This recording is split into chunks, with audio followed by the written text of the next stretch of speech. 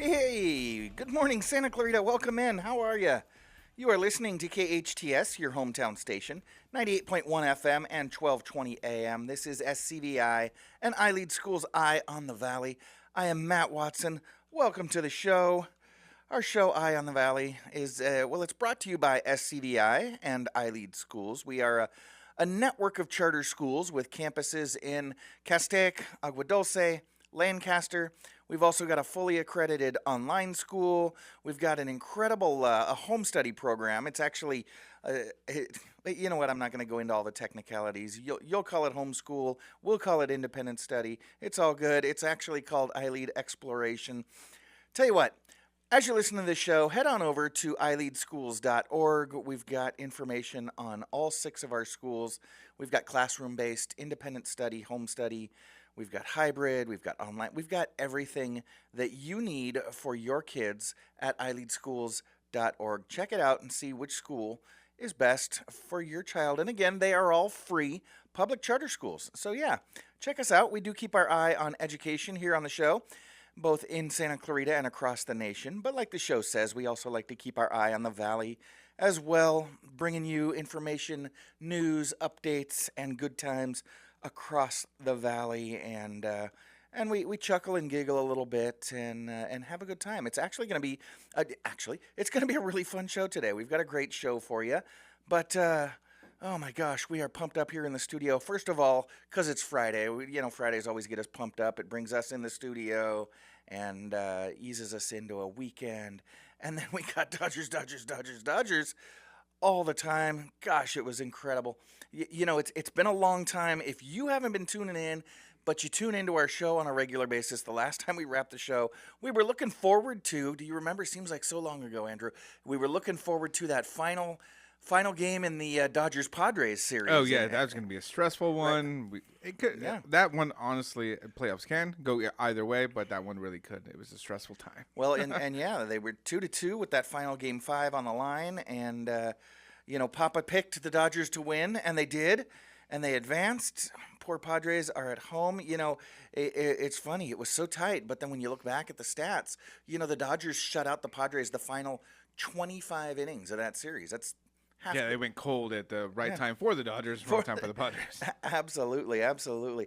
So after that pivotal Game 3, the Padres went to sleep. Now they've been put down permanently, and the Dodgers moved on to the Mets.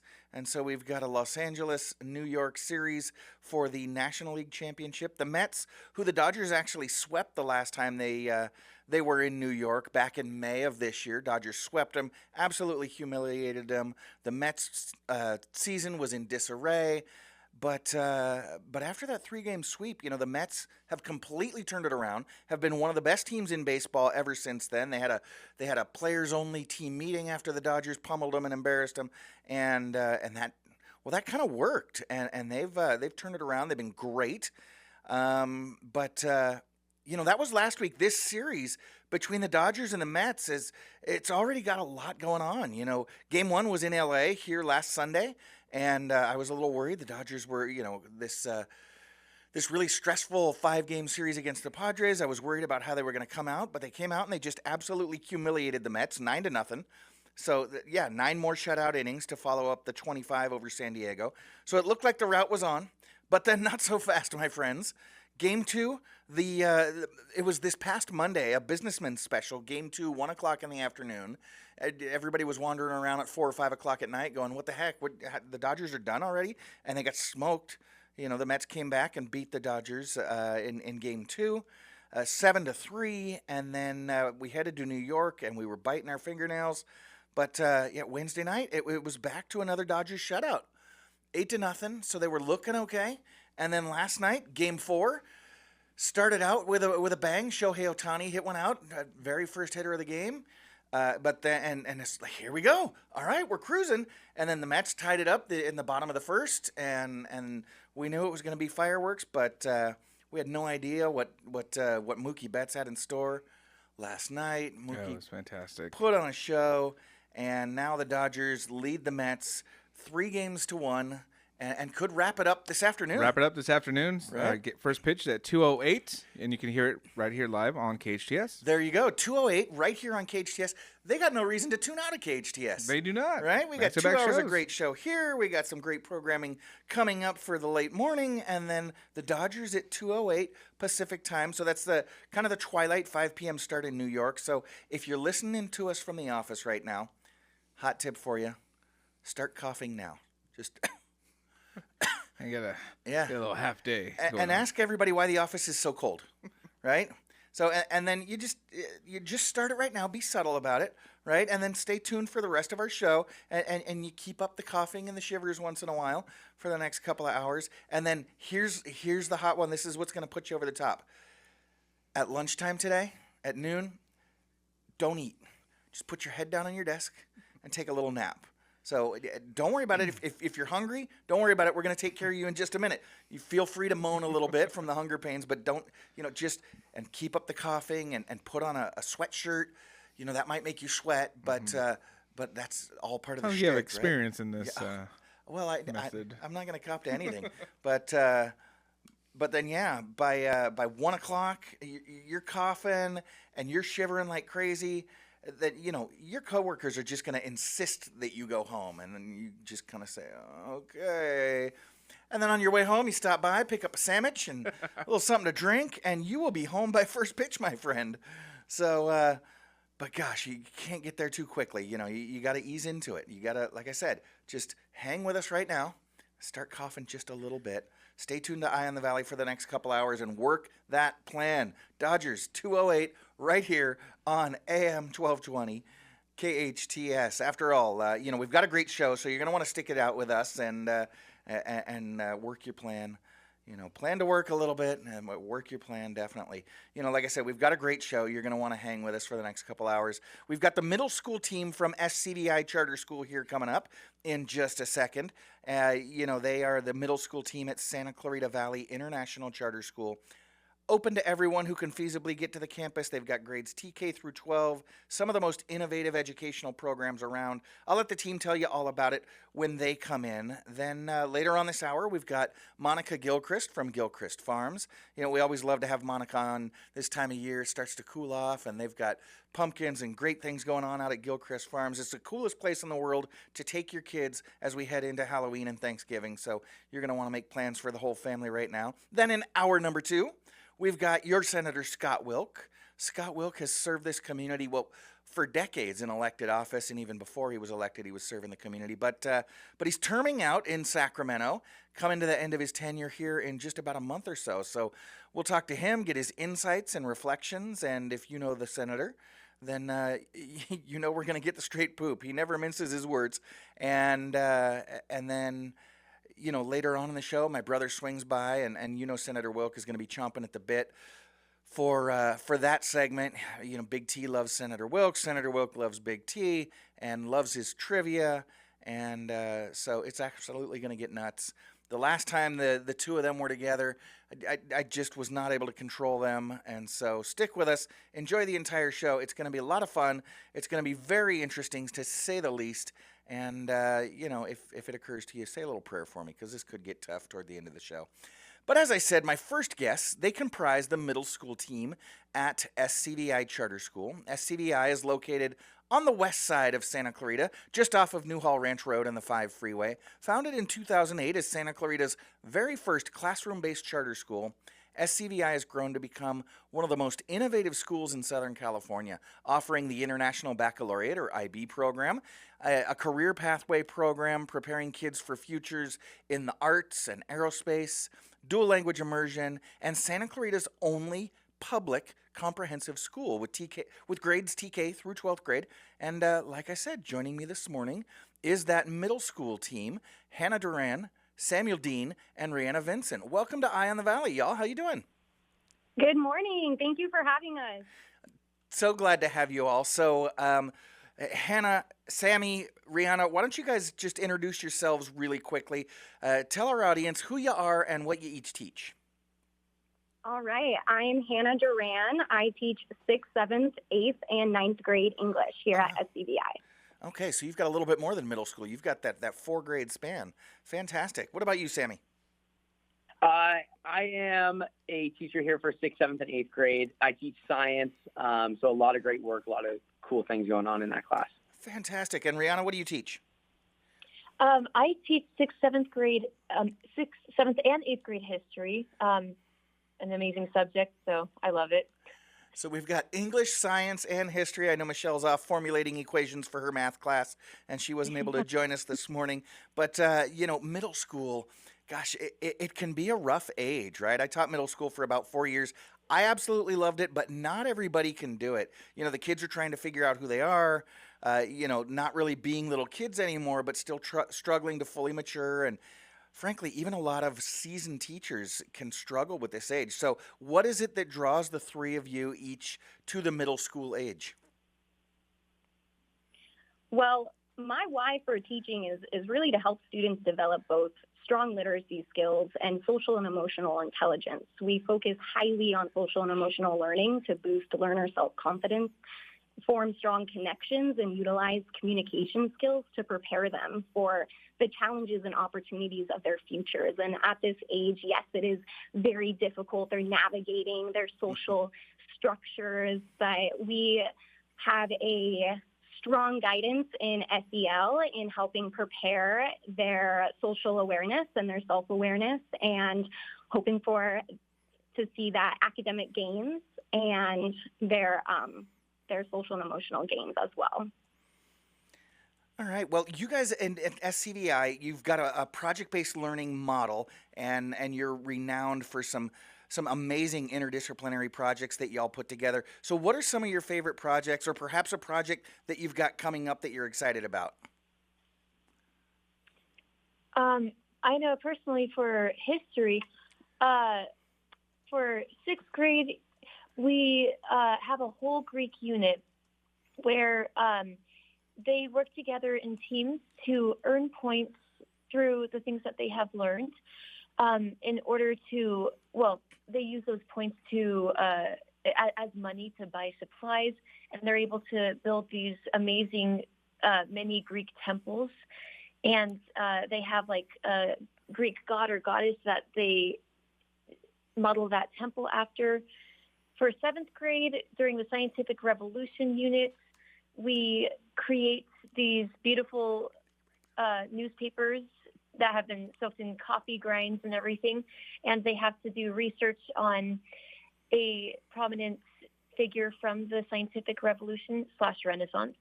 I've always had students be very excited about that one. Yeah. And 8th grade is actually an addition to my curriculum this year, but when we talk about the Oregon Trail, I'm going to be having learners developing their own travel logs when it comes to traveling across the Western Plains to their final destination. Well, that sounds like a lot of fun. And now, Sammy, I know that you, hands down, have one of the most exciting projects that y'all run in the 8th grade. I'm talking about the glider project. I do want to get into that, but I want to give you some time to lay it out. So we're going to take a quick break, and I want to talk about what you're doing, actually getting kids in an airplane and teaching them the principles of flight. SCVi Charter School, we're talking with the middle school team, Hannah, Rihanna, and Samuel Dean. They are teaching 6th, 7th, and 8th grade at SCVi. We will talk more about some of these amazing projects they're putting together when we get back. I am Matt Watson. This is SCVi and iLead School's Eye on the Valley on your hometown station, KHTS.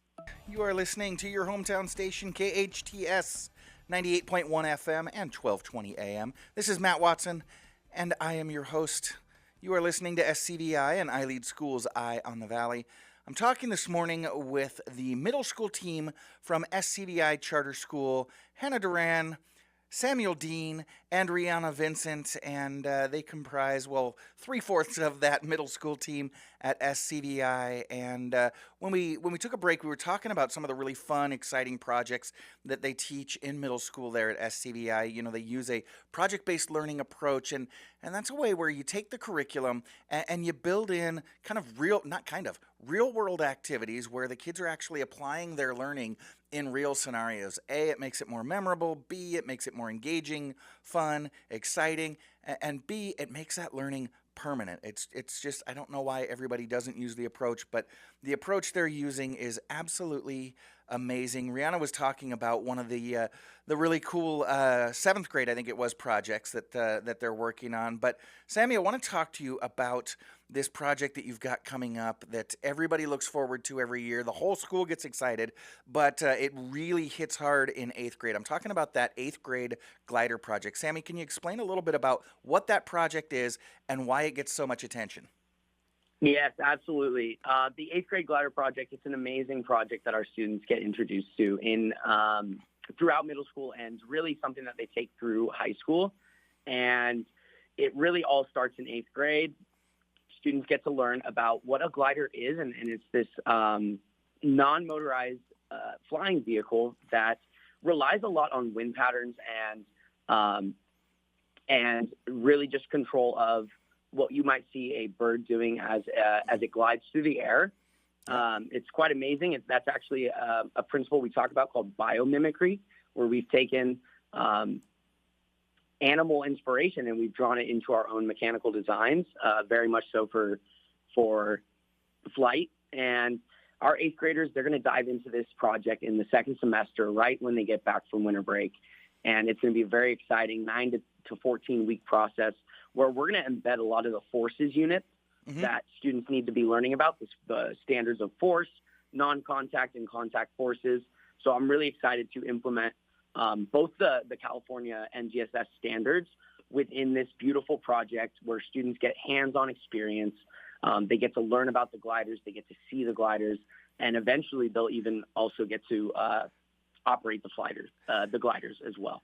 That is so awesome. Now, they have the licensed pilot sitting behind them, but they get to fly the gliders. I know that this project has actually turned into, close to a dozen kids over the past few years getting their pilot's license or otherwise getting involved in aerospace, and it's so inspiring to see how it influences the kids. Now, have the three of you had the opportunity to fly that glider? Have you been up yet? Personally, myself, is being my first year here, I have not had the chance to fly the glider, but I am scheduled for a flight on Sunday, November 3rd. So very excited to do that. Very excited. And I here are going to be, after Sammy, making sure that we also get to fly that glider plane, because that sounds... Ladies, you've got to make sure that it's safe for your kids. So you got to test pilot it, so to speak. And I did it a couple years ago, and it is absolutely phenomenal. You're gonna enjoy it. Now, Sammy, Rihanna, I know that you've got kids coming in at 8:30 in just a couple of seconds, and so you've got to go grab them and head off to class. But Hannah, you're going to hang for a couple more minutes and talk to us about this fall festival, yeah? Absolutely. All right, fantastic. Rihanna, Sammy, y'all have a great day. Thank you both. Anyways, so Hannah, tell us about this. I understand you're coordinating this fall festival. Now, last week, your school director, Chad, texted me while we were in the show and asked me to make sure to invite our listeners. So love that the listeners are invited. So tell us about fall festival at SCVi.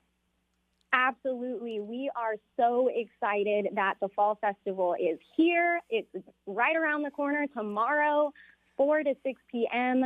is the fall festival here. It is $5 a family, and once that $5 is turned in, I am going to hand each learner their trunk or treat bag, and they have free reign to trunk or treat around the vehicles that are volunteering at the event. And we have some exciting activities planned out. We have numerous booths that involve physical challenges that win prizes, games, and also arts and crafts. And we also have food, music present, and just a really good time for the learners to really have a fall festival event and really get into the holiday spirit. Well, that sounds like a lot of fun. Hannah, I'm a little worried you may have made a mistake. You said $5 per person or $5 per family? $5 per family. Yes. Oh, okay, what That if I got like 9 kids and I roll in and it's me and mom and the 9 kids? $5 for all 11 of us? Well, it's really going to be case by case basis. I If see. we got a kid who's got their friends with them, of course, that's going to be counted for 2 families. Sure. But if we got a big family coming in, we're going to let them have fun. We're going to let them play their activities and trunk or treat. We got a lot of volunteers, a lot of excitement with our ASB middle school student council members running the event. They're going to be running around with their ASB student council badges on to answer questions for families and prospective students as well that are interested in attending SCVi. Well, fantastic. So perfect for those families that don't already attend to get out there and take a look at the school and have a good time and let your kids enjoy themselves while you maybe ask a question or two. So tell us when and where it is, Hannah. All right. So it is tomorrow, October 19th from 4 to 6 p.m. And it is at the high school side of the SCVi campus, right in the backyard is where the trunk or treat will be hosted. And right in that backyard of the high school is where all the activity booths and food and music will be placed. All right. So tomorrow, that is Saturday, October 19th, 4 to 6 p.m. Families, do they need to buy tickets ahead of time or can they just roll on to the SCVi campus at 4 o'clock tomorrow? They can roll right on 4 o'clock. I will be standing right out in the front at the ticket booth, welcoming everyone and handing out treats. Fantastic. Very cool. So I'm sure all of the current families at SCVi are super excited to attend your fall festival. Love that you decided to open it up to families that don't currently attend SCVi but want to bring the kids out for a lot of fun activities, trunk or treat, get some candy, enjoy a family environment, kind of get prepared for the Halloween season. And then also, if you are maybe interested in making a change at school, then you can ask some questions. Yeah, you'll have staff on hand, Hannah, that can ask questions if families are interested in the school. Absolutely. And other exciting happenings at the event is a silent auction. We got a bake sale happening.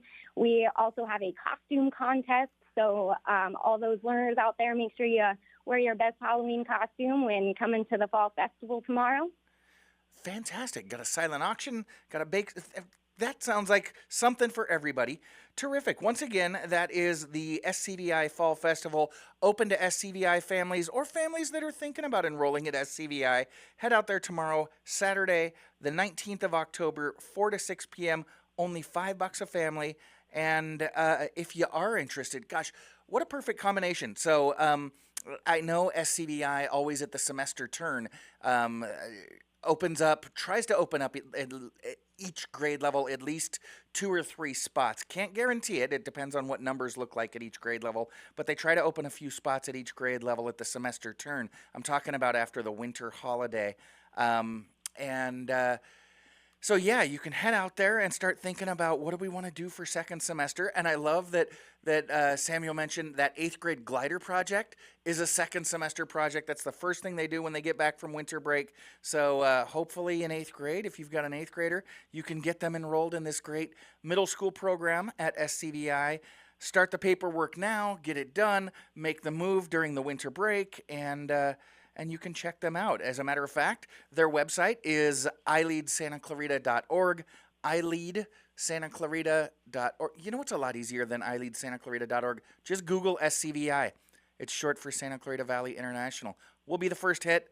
Google SCVi, and then click on their website. You can get more information. You can start filling out the enrollment packet, and then your child too can attend this amazing school. What I love about there's a lot I love about SCVi, but my favorite thing is that it's TK through 12. When I used to teach 4th grade out there, I used to love when the high schoolers would come down, pick up their little brother, little sister after school. It's just such an amazing family environment. Hannah, I want to thank you for stopping by. I know you two have to get to, you've got to get to class as well, and so we'll let you go, but you have a fantastic weekend. Take care. Thank you so much. Thank you for inviting us on the show. What a blast. Absolutely. And thank you for inviting families out to SCVi's Fall Festival. One more time, that is the Fall Festival tomorrow, 4 to 6 p.m., Saturday, October 19th at SCVi. Just Google them, SCVi. You can get directions to their school. It's right out there off of New Hall Ranch Road and the 5. And for $5 a family, you can enjoy some holiday excitement and just have a great time out there. So, you know what? We're going to take a quick break, but when we get back, we're going to be joined by Monica Gilchrist of Gilchrist Farms. Have you been out to Gilchrist Farms in the fall time? Oh my gosh, they've got the most amazing farm time activities. Of course, pumpkin patches and aminals and critters that you can play with. But once you hear what Monica has to share, it's just going to blow your hair back. You're going to want to make reservations and get the family out there. So we'll take a quick break, and we will talk to Monica when we get back. I am Matt Watson, and you are listening to SCVi and iLead Schools Eye on the Valley on your hometown station, KHTS. Welcome back. You are listening to KHTS, your hometown station, 98.1 FM and 1220 AM. This is Matt Watson, and you are listening to SCVi and iLead Schools Eye on the Valley. We were just talking with Hannah Duran from SCVi. She was inviting everybody out to their fall festival tomorrow, 4 to 6 p.m. at SCVi. But you know what? You know who else has got some amazing fall activities going on is Monica Gilchrist at Gilchrist Farms, just up Bouquet Canyon. She has got the perfect activity for, well, activities, multiple, plural, many activities is for your family this weekend and next weekend and all fall season long.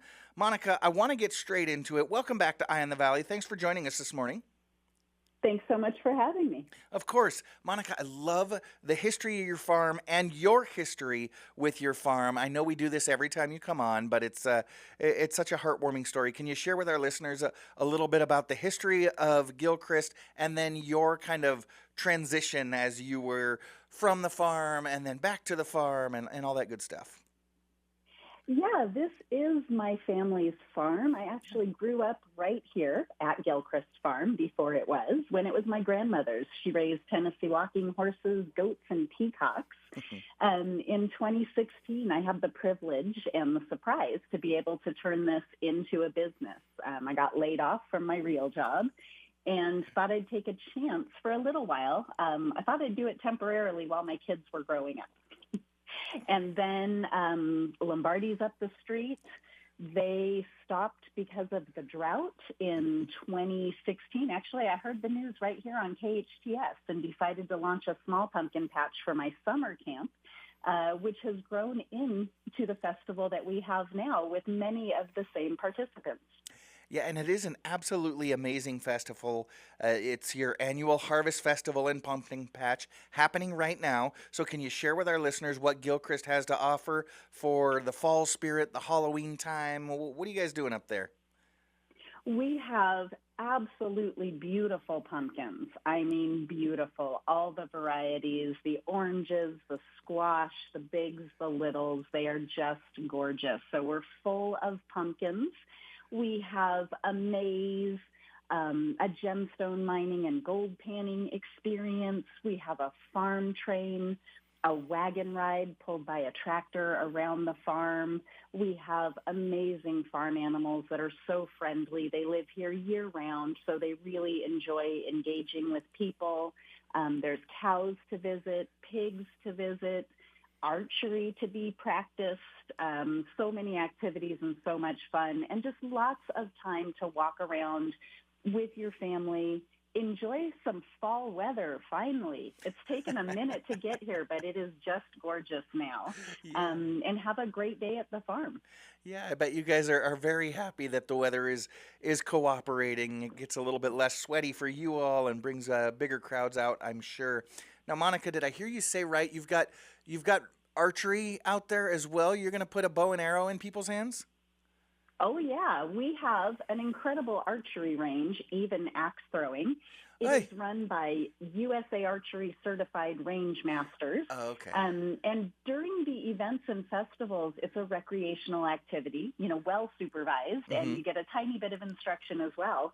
And then year round, we offer actual instructional classes and more in depth, even a handful of competitions each year. Fantastic. So you've got certified instructors. So they're pointing the people with the arrows and the axes away from the piggies, right? That is absolutely true. Okay, good. I had to worry about my piggies. So I got some people mugging in on the glass here, Monica. They're distracting me. But you said you got a great crop of pumpkins this year. What's the biggest pumpkin you've got out there this year? Well, we're actually just going out to the field to get the bigger ones today. But right now we have these just beautiful carving pumpkins that are in that 30-pound range that are just ideal to put out there on your porch and make a super statement. They're just gorgeous. They're full of color. Their stems are beautiful. I don't know how they get more beautiful every year. I'm just in love with these pumpkins. Well, 30 pounds is definitely a statement pumpkin for your front porch. That is fantastic. Okay, so you've got this fall festival. You've got all different kinds of activities, axe throwing, archery. You've got the animals and pumpkins and squash and all different kinds of things. How much does it cost to get in? It is absolutely free to get in. So there is no charge for parking and no charge to come into the pumpkin patch. And this is getting rare these days. Most patches are beginning to charge. Yeah. So we are committed to keeping that entrance free. And then you were talking about the piggies. We have free pig races at 11, 1, and 4 each Saturday and Sunday. You can come and cheer on your very favorite piggy. Maybe it's Harry Porker. Who knows?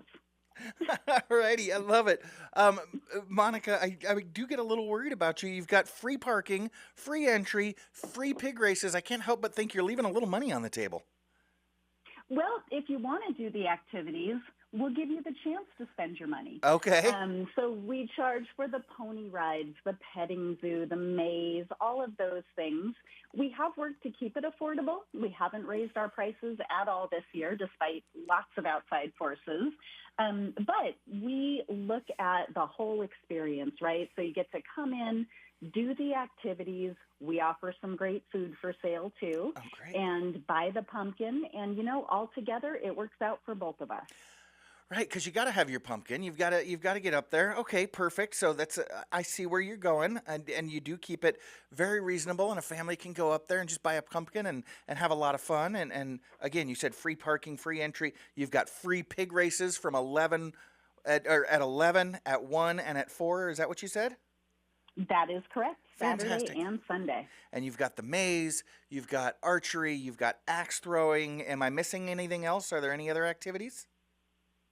Let's see, there's horseback riding, pony rides, the wagon ride, the train, the gemstone mining. Oh, crafts. Crafts are so popular. You can decorate a pumpkin and take it home with you. We've got candle dipping, horseshoe decorating, pioneer doll making, lots of fun farm crafts to be done. Wow, I bet you've got quite a staff out there. That sounds like you've got a lot going on. We do. And then in addition to what we offer, we have some really incredible guests that join us and do fundraising and sell amazing things. Oh, cool. We have caramel apples for sale as a fundraiser this year. Same ladies that used to be out at Lombardi's years ago. They have continued the tradition right here. They raise lots of funds for incredible endeavors. They'll be here this weekend and next.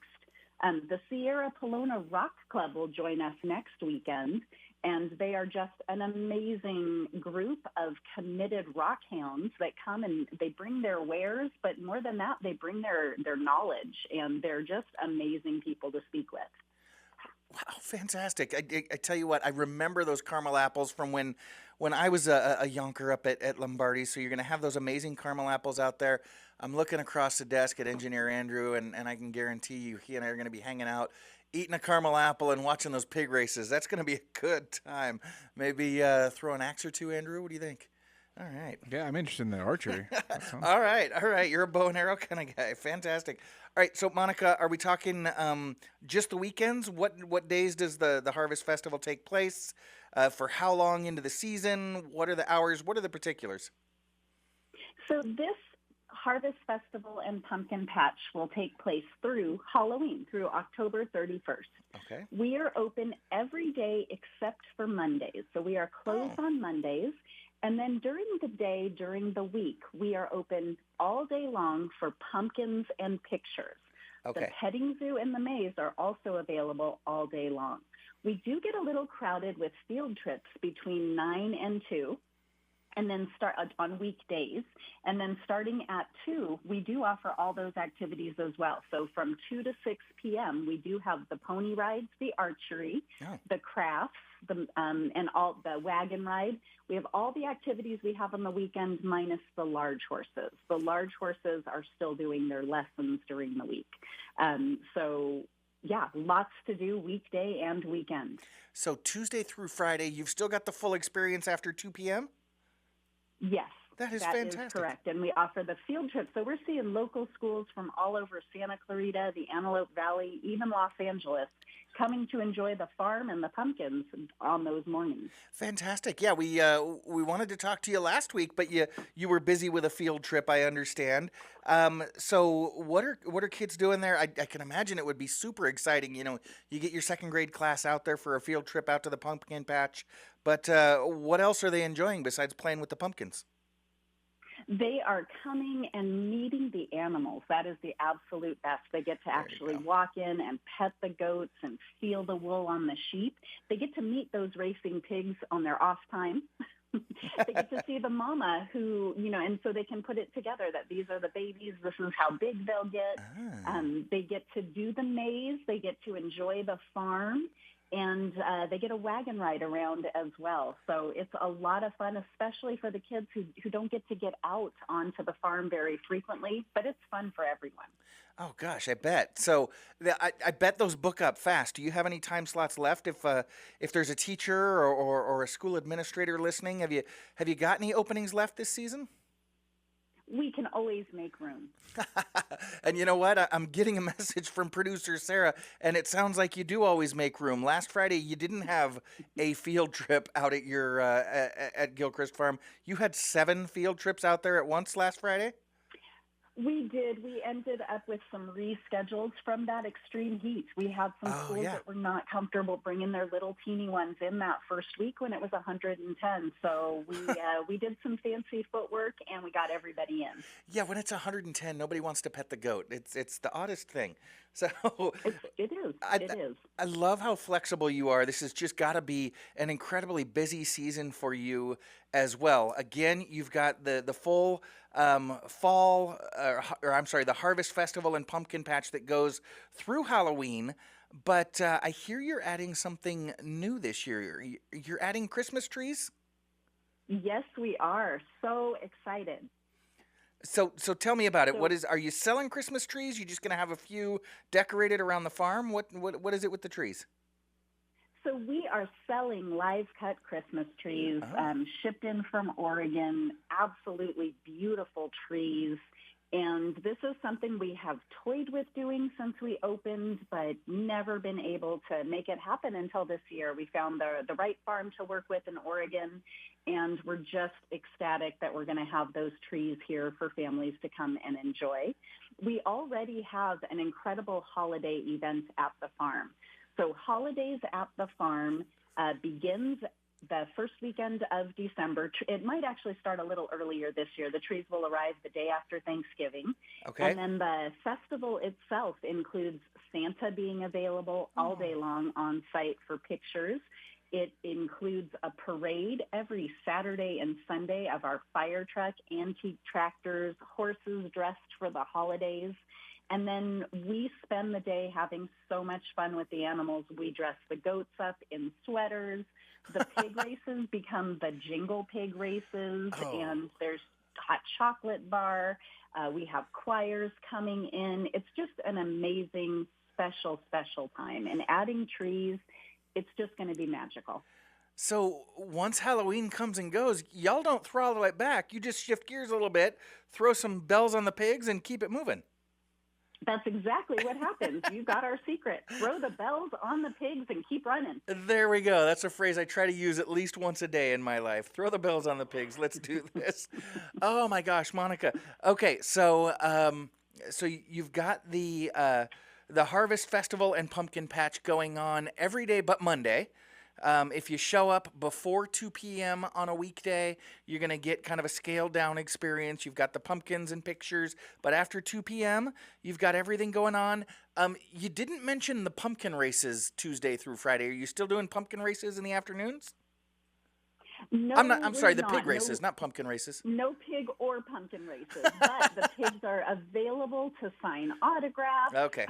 So Okay. they're there, and you can walk right up and see them. They will do their own races for you, but no collar, no big show. Well, every athlete's got to have their recovery time. So, That is right. Yeah, they compete Saturday and Sunday. What did you said? 11 a.m., 1 p.m., and 4 p.m. if you're there for the pig races. You've got axe throwing. You've got archery. I know I'm missing a lot. You've got wagon rides. Just everything that you can imagine in a farm experience for the Halloween Thanksgiving season. What else was I missing? That sounds like the majority of it, Yep. but we also have a couple awesome fundraisers coming up. Great. The Canyon High School Cheer Squad will be doing bake sale fundraisers the 20th and 26th. The Saugus High School Marching Centurions will do their bake sale and fundraiser on the 27th. They are one not to miss. They put on an incredible bake sale, and last year they brought the entire marching band, but their competition season is making it a little scaled down this year, but they will have something going on. So come out and support the local schools and get some incredible baked goods in the process. Absolutely, and you're going to want to hang out at the farm for several hours. Lots of exciting activities going on. Monica, can you tell listeners where they can learn more and where your farm is located? Our website has so much information, it's overwhelming. It's Gilchristfarm.com, and there's a page for everything. So click on the page specifically for the holidays or for the Harvest Festival. And then we are located on Bouquet Canyon Road, 1 mile north of Vasquez Canyon. Okay. On the fantastic. right-hand side if you're coming from Santa Clarita. So we're 30116 Bouquet Canyon Road. And you just head up the canyon, and we're not very far. We are pretty city close, and we're just 1 mile north of Vasquez. Yeah, very Santa Clarita friendly, and yeah, check them out at gilchristfarm.com. Monica, we do need to go, but check them out at gilchristfarm.com. Go visit Monica and the team and have a great time with the whole family there at Gilchrist Farms. Monica, you have a great weekend and a great fall season. We will talk to you soon. I am Matt Watson, and you're listening to SCVi and iLead School's Eye on the Valley. We'll be right back with Senator Wilk on your hometown station, KHTS. Welcome back. You are listening to KHTS, your hometown station, 98.1 FM and 1220 AM. This is Matt Watson, and you are listening to SCVi and iLead School's Eye on the Valley. My next guest is Senator Scott Wilk. Yes, that Senator Scott Wilk. He was born and raised here in the 21st Senate District and has represented the area in the state legislature since 2012. Hailing from a working-class family, he supports policies that bring mortgage-paying jobs to California and opposes those that place economic burdens on already struggling families. Scott believes in working across the aisle to craft meaningful solutions to California's very real problems. In 2023, he was named co-chair of the Problem Solvers Caucus, a bicameral, bipartisan group of legislators who prioritize finding meaningful solutions over party ideology. He's a presiding officer of the Senate as well as an appointee to the board to both the Little Hoover Commission and the State Allocation Board. Scott understands that a helping hand can be the difference between struggling and success, especially right here in Southern California. Holy moly. He has tirelessly worked to ensure those who need our help have a voice in Sacramento. In 2018, Scott was the recipient of Easter Seal's California's 2018, don't shrug at me, this is on your website, man, the 2018 Senate Champion Award, and in 2019, Social Compassion in Legislation honored Scott with the Compassionate Legislative Champions Award. Aw. Scott and his wife Vanessa reside here with their 2 spoiled dogs, SCVi and AV. I'm hoping they have goldfish named Santa and Clarita. They have 2 adult children, Scott Jr. and Allison, and are shamelessly the proud grandparents of 2 precious grandsons, Zeke and Finn. Senator Wilk, welcome back to Eye on the Valley. Granddaughter on the way, November 7th. Fantastic. Yeah, Congratulations. Very excited about that. All righty. That one's And Social Compassion, that's an animal rights group. Okay. And that I was honored at. And I got to meet Diane Keaton that day. Oh, fantastic. Yeah, which was very exciting. Very cool. So compassion for the animals, not so much the humans? That's me, man. All the time I say, God, let me love people like I love my dogs. All right, fantastic. That is a prayer of a good man. All right, so you're about to term out, but you and I were Yay. chatting. You're not going to stop, but so let's talk a little bit about your career in politics. Before you arrived in Sacramento, you served on the board of trustees at the College of the Canyons. You also served on the staff of several elected officials prior to that. So, what inspired your life in public service and politics? Well, I started reading the newspaper at 11 years old. I don't think most 11-year-olds do that. Not anymore. Now, well, yeah, there's no newspaper. Actually, I used to read too, but then. So when I was 13, I made All-Stars for baseball, but we'd already had our family vacation planned. And, of course, I wanted to stay and play ball. They're not going to let a 13-year-old stay home. Right. So went on vacation, and we did Southern Oregon, and we did, like, the Sacramento Valley. So, doing Sutter's Fort and all that. And we were doing a tour of the Capitol, and we're there with the docent. We're sitting in the gallery of the State Senate. I said, that's what I want to do. And I got there at 57. Nice. Yeah. Nice. Great job. So, so I did mention that that before you went to Sacramento, you served on the COC board, and I know that was important work to you. In fact, you've still stayed very involved in the college. There's a lot going on out there on the Hill at COC lately. Some pretty significant changes with the departure of the longtime chancellor, Dr. Diane Van Hook. Some recent high-profile decisions being made. An extremely pivotal election there for their board coming up. They just appointed a new board member, but all 4 other seats are currently up and contested. All 5 should be up. Well, so talk about that. What's your take on what's going on at COC and the future of the Well, college? so there's a lot of things going on, and I don't want to comment because I don't know what's true and what's not true, and I think at some point everything will kind of unfurl and be exposed. I know a lot of people have 2 concerns about the college. One, that it's woke, and then 2, that they're afraid of union domination. It's been woke for quite a while now, so whether Dr. Van Hook was there or not, she allowed it to go woke, so it's woke. So I think that's, until that changes culturally, I think it'll be prevalent on the campus. In terms of, the board, like you said, we got 4 seats up.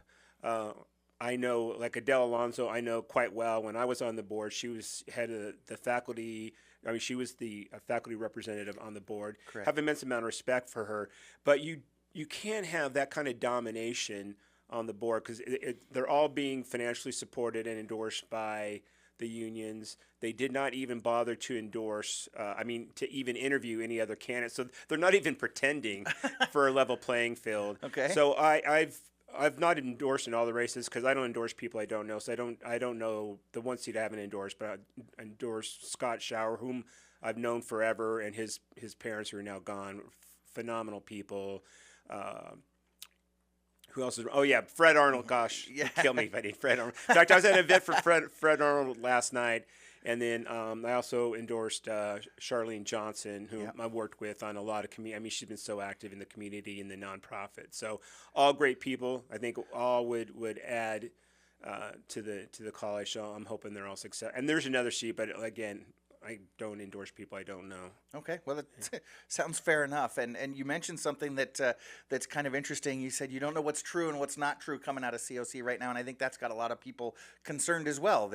We're not really sure what's going on. So I'm going to defend the board in one aspect, and right. it is that it's a personnel issue, and they can't publicly talk about it. Yeah. So they're kind of in a bad spot in that. And you're talking about what happened with Dr. Van Hook. They Right. put her on administrative leave. Right. She ultimately, technically, ended up deciding to retire. But that's something that the board can't discuss, right? It is a private Correct. personnel issue, yeah. Correct. So, yeah. And look, she's accomplished a great deal, and there's a lot to be proud of. But it also came at a cost. Sure. She is very much my way or the highway, and is a tough way. I'll give you an example. So I was on the board during the Great Recession, and we have 3 bargaining units there, 3 unions. We got the classified, part-time faculty, full-time faculty, and all the contracts were up. We negotiated all those contracts, and everybody got a 0 pay increase because we were running. Fortunately we had a good surplus, but we were running deficits. So we negotiate all them. They get nothing. We passed the budget in June like we're obligated to. We were running a $400,000 deficit, which again we had the reserves. And then the next meeting, she comes up with a proposal to give every administrator a 6% pay increase. Out of nowhere, and so we get our packets on Friday, and the meetings on Wednesday. So I read that, I was shocked, and so I called a bunch of people in the community. What do you think about this? And to a person, he said, "You can't do that." Yeah. And so Wednesday night we have the meeting. All the administrators are there, all in public comment, speaking in advance, thanking us, and then we cut, discussion before we vote. And I said, "I'm not voting for it." And I'm not voting for it because we just did 0 for everybody else. I talked to all these people in the community. No one's for it. And I look at my 4 colleagues. Did you talk to anybody in the community? And they all hung their heads because they didn't. And I voted no. Okay. They voted yes, so they got it. But then Dr. Van Hook and the administrators went out and recruited a candidate because I was up in November. So they went and recruited a candidate to run against me. And they ran the campaign against me, which is totally inappropriate. It's totally inappropriate. Okay. And that, when you do stuff like that, it catches up to you one day, it took longer than I thought, but it did. And so we'll see how it all shakes out. But yeah, that can be the way with the. I've never told this story publicly before, so you got it first. Well, I appreciate you sharing it right here on Eye on the Valley. That's folks. right. All right, so let's head back up to Sacramento, talking about your career there. As a Republican, I know you faced an uphill battle with Democratic control of both the state Senate and Assembly. But with that said, talking about your career both in the Assembly and the Senate, what is it that you're proud of? What were you able to accomplish during your time up in Sacramento? Well, so the best advice I got was from Cameron Smythe, who's my predecessor in the Assembly. He said, always try to get to yes. So I came in with that attitude. So in terms of like big stuff, I actually had a seat at the table for the film, the TV and film tax credit, which at that time when we first revised it, it was like we were really seriously bleeding. We are still kind of bleeding again, but that's because of other issues, not the tax credit. So I had a seat at the table for that. Did the tax credit for aerospace, so we landed the $65 billion contract in Palmdale for the next generation of the B-2 bomber. And I was on the negotiating for the water bond, and we got what we wanted in there, which is to make it an ongoing appropriation for water storage. But then Jerry Brown outmaneuvered us because he controls the Water Commission, and he had them change the criteria to be able to compete for that grant funding. So where we wanted to build 2 different dams, very little money's gone to the one dam, and the one dam's not going to get anything, and we need above ground storage. In terms of locally, the creation of the San Clarito Valley Water Agency, and if you go look at the vote counts, it looked like it was a breeze. It was not a breeze because we had local Democratic activists here who didn't want me to have a win, and they actually got the California Democratic Party to oppose my bill. So cleared the Senate very easily. Goes over in the Assembly. Lynn Planbeck and Stacey Fortner here, who's when they say that they're bipartisan, they're not, came up to talk against the bill, which they can, and then they were getting desperate. So then they started saying you can't vote for the bill because he's a Republican. That's on the record. Yeah. And anyway, they got the California Democratic Party to oppose it, and so they're called floor alerts. So they had party staffers out there with floor alerts. So when the Democratic members were coming on the floor, they're getting a floor alert to vote against the bill. But it clearly had 11 no votes out of 80. And I attribute that to my personal relationships. Yeah. So And that's what helps you get to that yes. That Yes. is incredibly Yeah. important. Wow. That's amazing that it's just openly, hey, this might be the right thing to do, but don't do it because the guy's a Republican. Interesting. Happens all the time. Okay. So 2 years ago, so when you were a legislator, you present your bills in committees in both houses, and you present on your own floor. When it goes to the other floor, you have to get a floor manager, we call them floor jockeys, to present the bill. So 2 years ago, had two Assembly Democratic offices reach out wanting me to be the floor manager. I read their bill. It was my bills that I'd done that got killed. So when I did it, it was a bad idea. Now it's a good idea. All right. But that's just that's just how it works. It's just how it works. Unfortunately, it's unfortunate, but it's true. Yeah, politics is fun, huh? So there's got to be some tough decisions and some challenges that you faced during your time as legislator. What is something that sticks out in your mind as maybe one of your biggest struggles or challenges up in Sacramento? Well, so in terms of votes, I can name two and you pick one you want to talk about. One was voting to give ultimate power to Newsom for COVID-19, and the other one was the assisted suicide bill. Okay, so the last time you were on the show, we did talk about how you regretted not so much giving extended powers. There was but no guardrails. exactly, Yeah. and no limit to it. So Yeah. talk about assisted suicide. So assisted suicide, that was really tough because I generally try to vote my district, and I every week I get a printout so I see who's written in, who's called in, who's emailed in. Okay. And I met with a number of people who were dying who wanted it, and I went back and forth. So originally my first reaction is I'm opposed to it, and then I'm going, well, it doesn't affect anybody's religious beliefs. So then I'm kind of like, kind of leaning towards it, voting for it, and then of course. Meeting with people who are dying who want it. The thing was interesting, though, that everybody always says, oh, look at the Oregon model. Look at the Oregon model, because they'd had it in place at that point for 18 years. So I started looking at the Oregon model.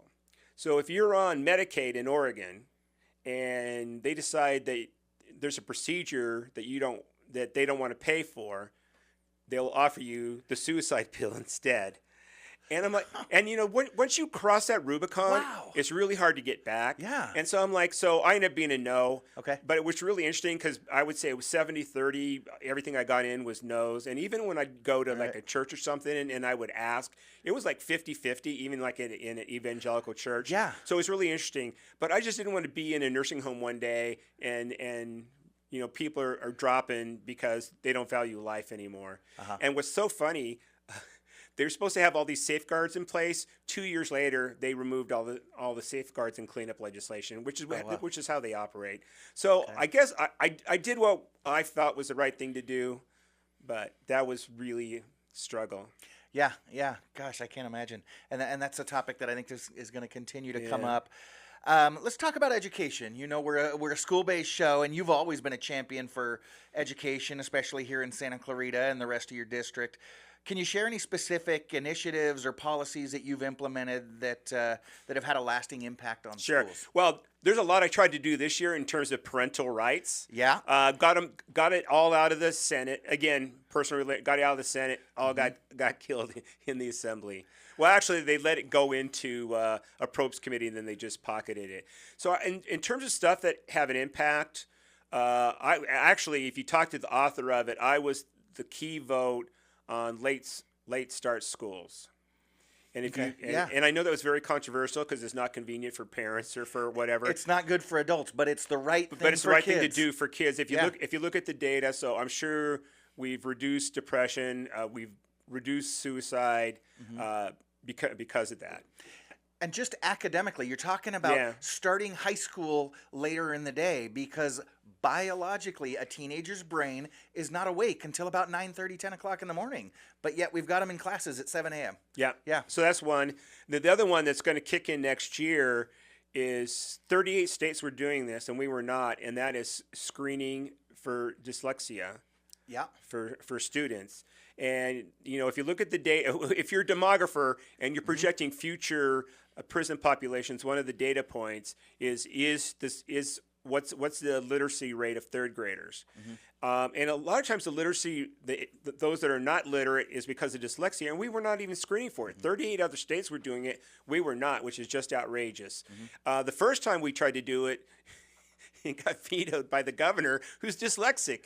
But I know it's weird. And was this Governor Brown? No, Governor Newsom. Governor Newsom. But Oh, we got interesting. Okay. no. So we got it through the last time, and now it's coming on board, and Okay. and that's going to make a difference in kids' Yes, it life. I is. mean, because the sooner, as you know, the sooner that's diagnosed, and you can, start accommodating for it. Yeah, and there's things that early on are easy as an educator that you can implement that almost make it a non-issue. Yeah, it's a little bit of a challenge, but we've all got challenges. Yep. If it goes beyond 3rd, 4th, 5th grade, it's, like you said, has significant repercussions for the rest of your life. Yep. Senator Scott Wilk joins us this morning. He is serving the Santa Clarita Valley in elected office, well, for nearly 20 years, but he's terming out next month, and we're kind of looking back on his career. We're going to continue to do so when we get back. Stay tuned for more. I am Matt Watson. This is SCVi and iLead School's Eye on the Valley, and you are listening to your hometown station, KHTS. Welcome back. You are listening to KHTS, your hometown station, 98.1 FM and 1220 AM. This is Matt Watson, and you are listening to SCVi and iLead School's Eye on the Valley.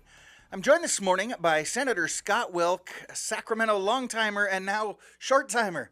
Your time is just about up, Mr. Senator. And so talking about that, so you've been up in Sacramento. Has it been, 12 years now? 12 years, yeah. 12 years, 6 in the Assembly? Or No, 4 in the Assembly. 8 in the Eight Senate. in the Senate. So, but your time is up here end of November or November December? 30th, yeah. All right. So, what are your plans post office? Are you going to still stay involved in the community? Yeah, absolutely. So I did public affairs work before. So example of some of my big projects I did here. I worked with Westfield Mall to get entitlement for the patios area. Okay. I worked with Henry Mayo for their master plan for the hospital tower. I worked with Rasmussen Development on Castaic High, and I've done other stuff too. But those are like the big ones. So Okay. I'm gonna go back. I'm gonna go back and do that. In fact, I just inked my first client. It's in the housing space, and obviously now I've got a lot more contacts and I've got a lot more knowledge. So should be good. Yeah. And I'm happy to be back home. Yeah. I'm tired of getting on flights. Oh my gosh. Yeah. The back and forth is it can be pretty rough. So it'll be good to have you here in town a little bit more frequently. So congratulations on that first client. Now I know your wife Vanessa, and anybody that knows you knows how important Vanessa has been to you personally and professionally, supporting your career. Can you talk about how important she's been and how she's helped influence some of the decisions you've made? Well, to be honest with you, I would not be here today without her. People don't remember this because it's a long time ago, but when I ran the first time for Assembly in 2012, there was 4 people in the race. There was a Democratic candidate. There was Paul Strickland, who was on the Hart board here, and then Congressman McKeon's wife, Patricia. And I was running. Actually, I had the McKeon support. Everything was going great. And then I get a call from Bob Howder, he's like McKeon's henchman, and came over one night and said, "You need to get out of the race because Patricia is going to run." And Vanessa wasn't there at the time because I sent her away because I figured it was bad news. You don't come over to somebody's house on a Wednesday at 9 p.m. unless it's bad news. So anyway, then she comes home and like, I don't know. And she going, "We're going to kick her a." No, and she's the one you're staying in and we're going all the way. Okay. And honestly, I don't know what I would have done, but she's always been there she supports me no matter what. And she sees things that I don't see. I mean, I find men to be 2-dimensional and women to be 3-dimensional, particularly when it comes to emotional IQ. And she just sees stuff that I don't like. That person's going to hurt you. Be careful. And she's right all the time. So yeah, absolutely would not be here. In terms of policy, she's a little bit more to the right of me. So when she was district director for Tom Lackey, when I'd come home on Thursday, she would complain about various votes that she did not like. Okay, of yours. Yeah, of yours. But Okay. my district is a lean Democratic seat. It's plus 8 Democrat. It's 13.5% African American, 40% Latino. More than half my constituents are on Medi-Cal. When people, if you live in Valencia, go, "Oh, you got a beautiful district." Well, my district looks a lot different, the rest of it than it does here. So Yeah. and you've got to do to the best of your ability represent all the people. Okay. So now, as you're looking to kind of come home to Santa Clarita, but I'm sure you're going to keep an eye on Sacramento. What do you think some of the biggest issues we've got coming up in the future? What's our state sort of staring down that we're going to need to deal with over the next few years? Well, we're financially insolvent. Okay. I mean, if you look at our assets and our liabilities, it's out of whack, and public employee pensions are out of whack. We need to change how we take in money, and we also need to change how we spend money. So, how we take in money, we're overly dependent on income tax. All right. And in this state, we treat capital gains as income tax. So when the stock market's up or housing's up, we do really well. But when it goes down, it just plummets, and that's why we have this going up and down. So that's that. And then and I've tried to do so that I don't have the bandwidth as a legislator to do that. Sure. The dialogue I've started and have introduced legislation. Didn't get anywhere, but we need to do it. I think we need to adopt what 20 other states have done, which is a 2-year budget. So it'd be 1-year budget, 1-year policy, and on the budgeting, you would take 20% of whatever that budget is, and it would go through performance-based budgeting, meaning the agencies would have to justify every single dollar that they've spent. Because in government, we always talk about inputs, but we never look at the outputs. Sure. Like LBJ started the war on poverty in 1964. We've spent trillions and trillions of dollars. We have more poverty today than we did in 1964. And so, it's like a business, right? You look at income, you also look at expenses. We don't do either. The legislature completely capitulates to the executive. We have an oversight responsibility, and we've completely failed at that. And I'm not particularly hopeful. Oh, well, okay. Well, that's a little bit scary. It sounds like, in your view, anyways, we need a lot more accountability, or we're going to go down. Look at there is no accountability. Right. I mean, there's billions of dollars in homeless funding that's unaccounted for that they don't know where it went.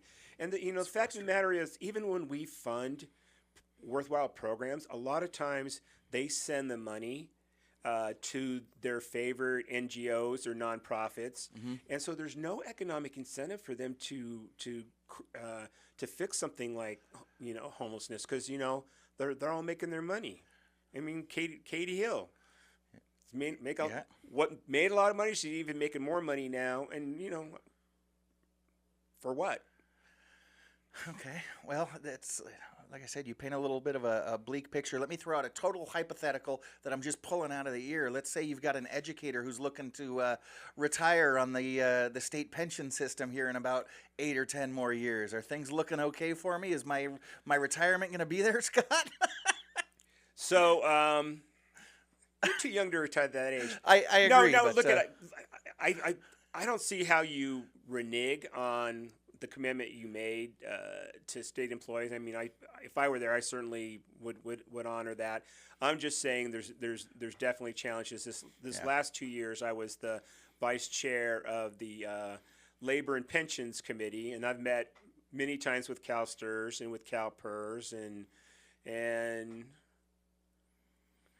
I'm sure this year, I haven't looked because I'm leaving, but this year I'm sure they did well this year. I mean, I think everybody's done well this year, but and then we hamstring them too, because we like to say, you can't invest here, you can't invest there. Sure. Like when they met with me when we first started with CalPERS, they're going, yeah, you guys want us to divest of oil companies, but one, they have a great rate of return. Sure. So we have a fiduciary responsibility to our clients to do that. And number two, all these companies are trying to transition to green energy, and if we're not investing, they're not going to have the money to make that transition. So it's just stop it. No, I didn't support. I mean, I don't think we should be doing. I mean, I'm with CalPERS on that. Okay.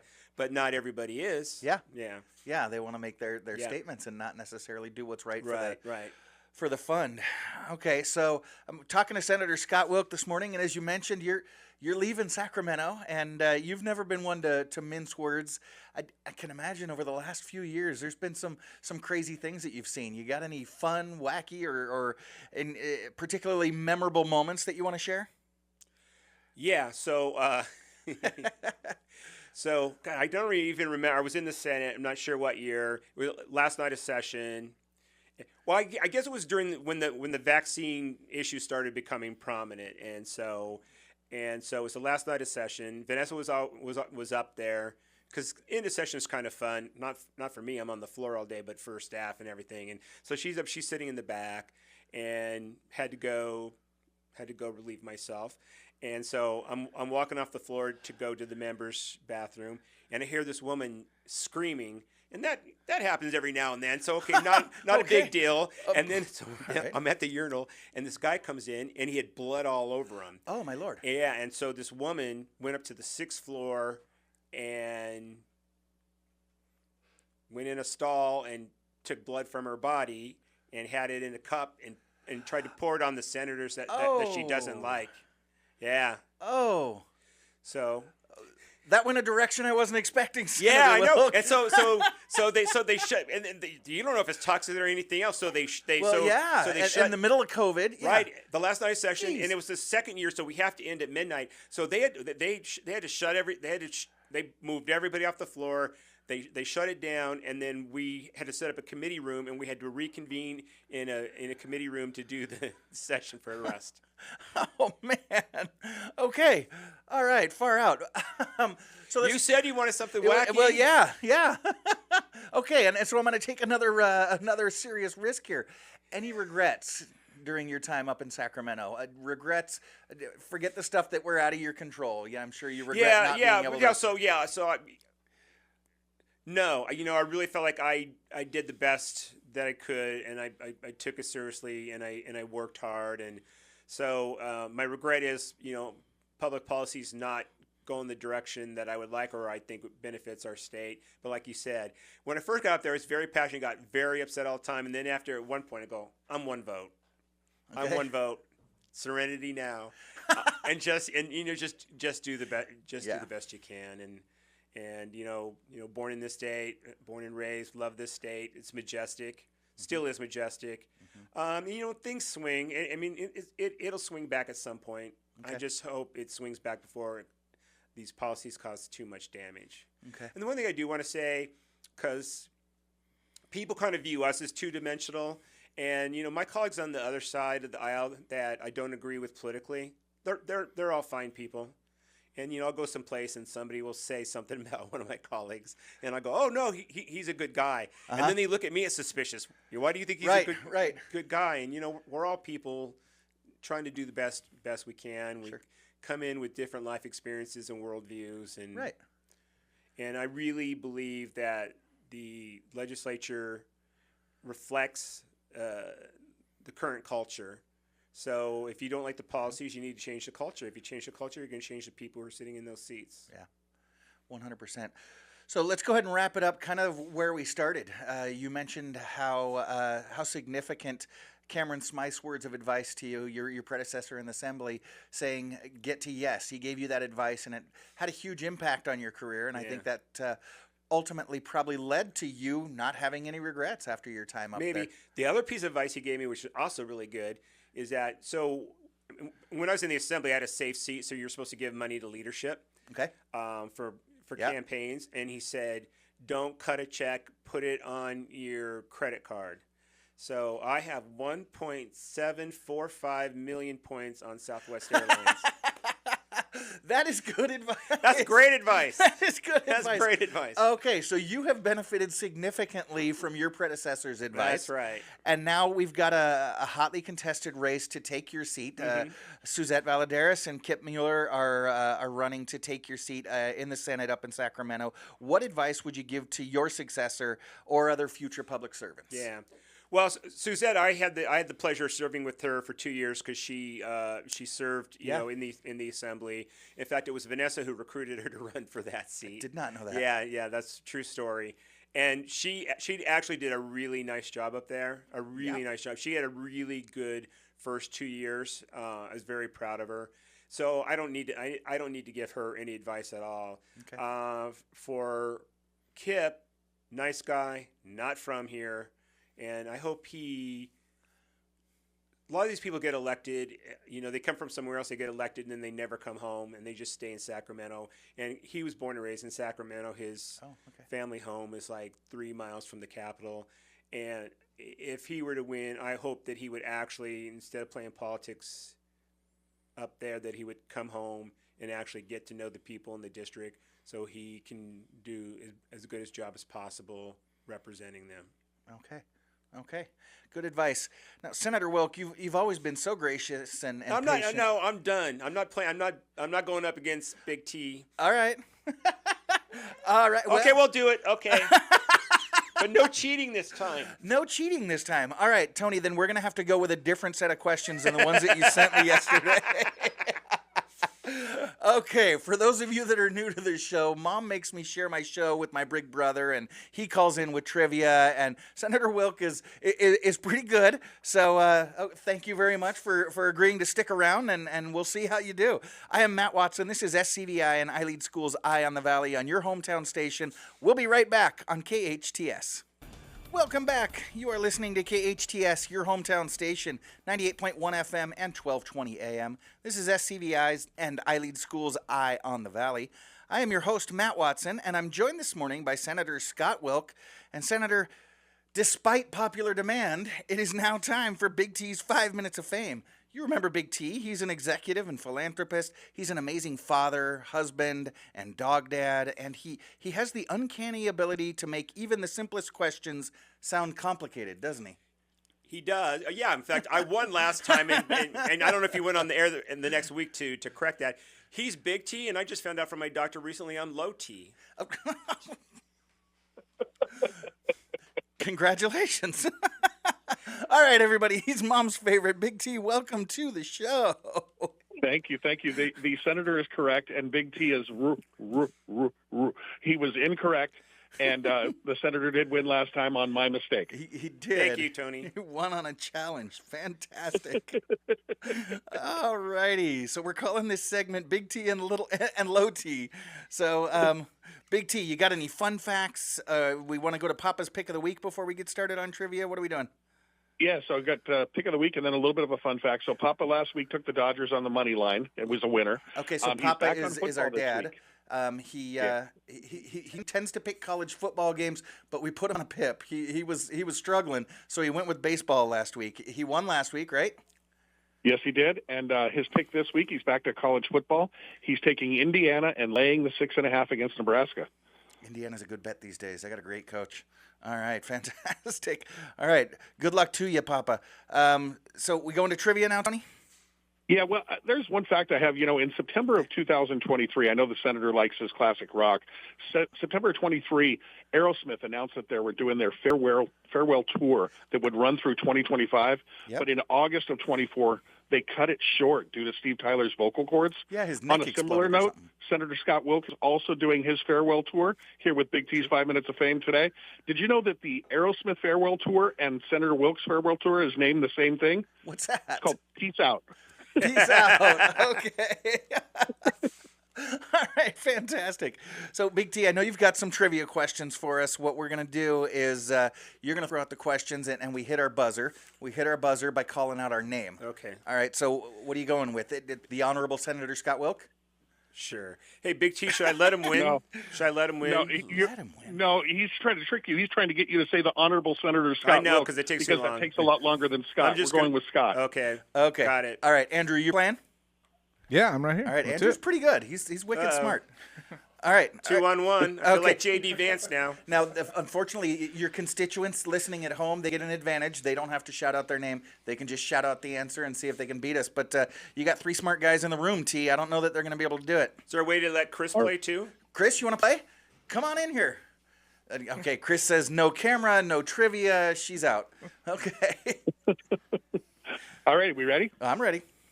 All right, when the senator flies from L.A. to the East Coast, he gets on a jet airliner. What classic rock group had a hit song, Jet Airliner? Scott. Scott. Steve Miller Band. Steve Miller Band is correct. One for the senator. Yep. The first time that the senator took his lovely wife Vanessa to Cape Cod, he told her he had 2 tickets to paradise. Scott. To paradise? Eddie Money. Scott. Eddie Money's correct. What group partnered with Aerosmith for an 80s Frogger. remake Scott. of Walk the Run DMC. I heard Frogger first. Run DMC. Frogger first. Oh. That would be Run DMC. Frogger's on the board. Who replaced Ozzy Osbourne as the lead vocalist for Black Sabbath Andrew. in '79? Andrew. Dio. Ronnie James Dio, correct. There we go. Good pull. What group is famous for the song My Generation? Scott. Scott. That's not fair to Andrew. No, it's not. The Who. The Who is correct. Exactly who that was. Eric Clapton was a member of what Frogger. classic rock band? Frogger. Cream. Hold it, Scott. He said Cream. Have him do the other ones, and then I will add on. You get a point for each one you get correct. Do the other ones what? He was Cream. Okay. He That's was all I got. He was Bonnie and Delana and Friends. He was in Blind Faith, and he was in Derek and the Dominoes. Holy crap. Drop the mic. Just drop the mic down. Shut this thing down. Shut it down. All right. I'm going to give you 2 points for that. Let's flip over to a little bit of fun that you love so much, Frogger, a little bit of math. Football, it's 2nd down and 9. How many feet are needed for a first down? Frogger. Frogger. 27. 27 feet needed. Okay. How many Second down and gallons? 9. Go ahead. Second down and 9. 2nd down and 9. How many gallons are in 20 quarts? All of them. I've not had coffee this morning, so I'm not attempting any of these. How many gallons are in 20 quarts? Yes. I'm going to go 5. 5 is correct. Yes! Senator's staying away from the math. Now I think we know where where California. No, I know. Tony, Politicians don't know math. Yeah, that's why I was in government. No, I have not. I've not had any coffee this morning, so I'm doing this with no caffeine. Okay. How many feet are in 72 inches? Frogger. Frogger. 6. 6 is correct. How much time in minutes will pass between 2:15 p.m. and 5:15 p.m.? Jeez. Frogger. Frogger. 180. 180 is correct. I taught 4th Robert grade, Scott. Smith is the lead singer of which Frogger. rock band? Frogger. The Cure. Correct. Oh, you only did classic rock? Not No. I alternative? know the Cure. I didn't even hear the question because you were laughing because you were so proud of yourself for getting the prior answer. So I didn't even hear the question. I do love me some me. Senator spitting straight truth. I love it. The Reaper, or known as "Don't Fear the Reaper," is a classic song Frogger. by what rock band? Frogger. Blue Oyster Cult. Correct. Hold it. What Hold it. SNL cast member- I thought you had to wait for the whole thing to end because I got Run DMC before you did, but he gave it to you because you did the whole question. It's because I hit my buzzer. No, because he said his name before you, Scott. That's why. All right. All right. I'm gonna have to have your mom play back the tape again. Oh, he's filing another protest. No, I'm not. I'm not on that one. I'm probably wrong on that.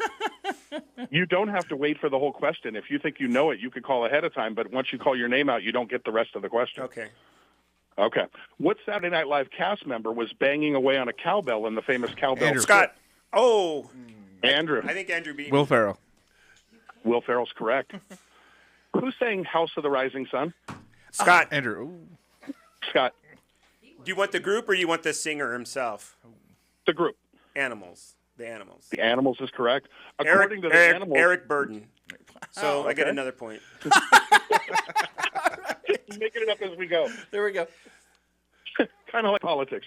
According to the Animals, where is the House of the Rising Sun? Frogger. Frogger. I believe it's in New Orleans. New Orleans is correct. Yeah. Which member? Hold it, which member Tony. of the Tony, Yeah. Yeah, I'm here. is the House of the Rising Sun? Was that a cover or was that an original? I think originally it was an original. No, it was a cover. Originally it was a cover. Okay, that's interesting. I think it was an original. No, it wasn't. It's a cover. Okay. All right. We got just about 1 more minute, Big T. Oh, good. All right. What 80s punk and rock star covered the Doors hit "Ella Woman"? Frogger. Frogger. That would be Billy Idol. That is correct. Oh, I'd never heard Which that. Interesting. Yeah. Which member of the Allman Brothers band was married to Cher? Scott. Scott. Jeez. Greg Allman. Greg Allman. A point for Andrew Frogger if you can name one other member of the Allman Brothers. I can. I can't. The other one. And with that, Yes, salted. No, he's one of the greatest guitarists of all time. Unfortunately, he passed early, Dwayne Allman. Oh, there we go. And then you had Ricky Betts, too. And then I can't name any of the others. Ricky, that's Mookie's older brother. Yeah. yes. Allman How Brothers many a of the little Great before Lakes- my time. How many of the Great Lakes are located entirely in United States territory? Frogger. Frogger. 1. That is correct. 1. Can you name it? No point. No, that 2 is correct. You go Erie. Is it Erie? Lake Michigan. Oh. Oh, nice. All right. I got to look at a Former map. member- I would have picked Erie, I'd too. pick Erie. Yeah. One more question, T. All right. Which former member of Genesis went on to record the hit Sledgehammer? Scott. Oh, Scott. Peter Gabriel. and Peter with Gabriel's correct. with that, you beat me, Mr. Senator, 10-9 to Andrew's score. So, hey, we want to thank our guests for joining us this morning. That was unfair. SCVi's middle school team, Monica Gilchrist from Gilchrist Farm. As always, Senator Scott Wilk, producer Sarah, engineer Andrew. Thank you very much for listening. And remember, friends, life is hard, but we're all here to help each other along. Be well and do good, and join us again next week and every Friday, 8 to 10 a.m. I am Matt Watson, and this is SCVi and iLead Schools Eye on the Valley on your hometown station, KHTS.